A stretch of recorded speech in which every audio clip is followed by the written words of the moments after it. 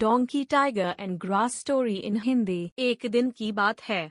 एक गधा हरे भरे मैदान से घास चरकर लौट रहा था।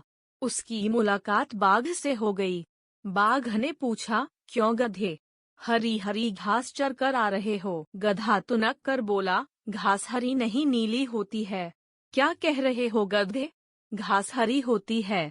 बाघ बिगड़कर बोला। दोनों में बहस होने लगी।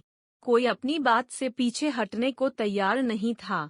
काफी देर बहस करने के बाद भी परिणाम न निकलता देखकर बाघ बोला, ऐसा करते हैं, जंगल के राजा शेर के पास चलते हैं।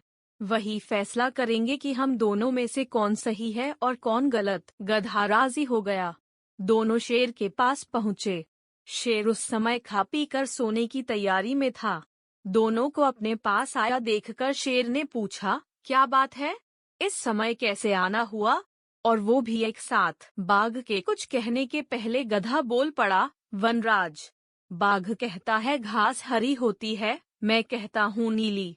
अब आप ही फैसला करें। शेर ने घूर कर बाघ को देखा।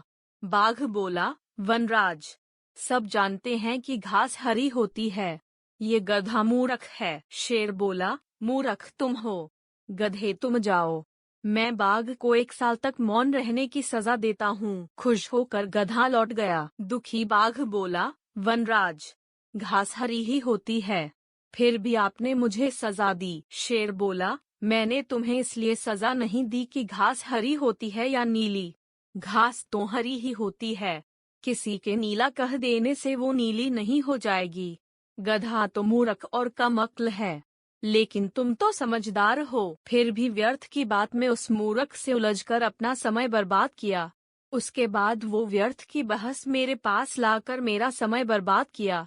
ये सजा इसलिए है। बाघ ने कान पकड़े कि अब वह मूर्खों के साथ व्यर्थ की बहस में कभी नहीं उलझेगा। सीख, मूर्खों के साथ व्यर्थ की बहस में उलझना मूर्खता है।